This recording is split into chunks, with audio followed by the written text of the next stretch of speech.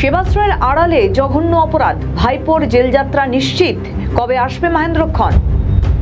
রাজ্যের স্বাস্থ্য পরিকাঠামোয় বড়সড় অনিয়মের অভিযোগ তুলে বিরোধী শিবির তৃণমূল কংগ্রেসকে প্রবল চাপে ফেললেন মুখ্যমন্ত্রী শুভেন্দু অধিকারী। ডায়মন্ড হারবারের সাংসদ অভিষেক বন্দ্যোপাধ্যায়ের উদ্যোগে গ্রামীণ ও সুবিধাবঞ্চিত মানুষের চিকিৎসা সহায়তায় আয়োজিত সেবাশ্রয় স্বাস্থ্য শিবির ঘিরে বর্তমানে তীব্র রাজনৈতিক ও আইনি শোরগোল শুরু হয়েছে। বিধানসভার অন্দরে দাঁড়িয়ে এই কর্মসূচিকে সরাসরি হত্যার চেষ্টার সামিল বলে আক্রমণ শানিয়েছেন মুখ্যমন্ত্রী। ফলে একেবারে এই বিষয়ে হাজতবাস করার পরোক্ষে হুঁশিয়ারিও দিলেন মুখ্যমন্ত্রী অভিষেক বন্দ্যোপাধ্যায়কে। একটি বড় স্ক্যাম সামনে এসেছে, ভাইপোর সেবাশ্রয় ক্যাম্পে স্ক্যাম। ইতিমধ্যে আমাদের বিষ্ণুপুর পিএসএ একাধিক কেস আমাদের ফাইল হয়েছে, এফআইআর। এই ছবিগুলো দেখুন, এই চিটিং বাজটা দেখুন, বাচ্চাটার হাত গেছে, দেখুন এক্স-রে মেশিন বাইরে নিয়ে গেছে, সরকারি হসপিটালের ডাক্তারদের বাইরে নিয়ে গেছে, মেডিকেল কলেজের স্টুডেন্ট মুখ্যমন্ত্রীকে চিঠি দিয়েছে। মেডিকেল কলেজের স্টুডেন্ট ডাক্তার হতে পারে, চিকিৎসা করতে পারে? তো একবার ঢুকলে বেরোবে না, এ তো খুনের মামলা।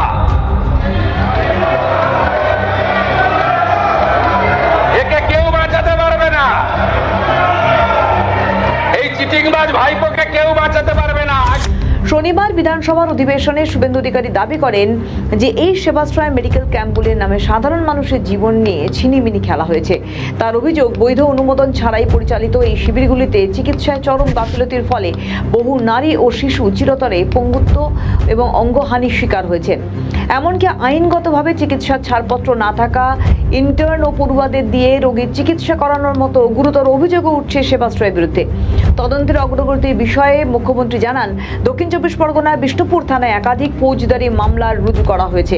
ঘটনায় ব্যবহৃত বেআইনি এক্স-রে এবং আলট্রাসোনোগ্রাফি মেশিন ইতিমধ্যেই বাজেয়াপ্ত করেছে তদন্তকারী দল।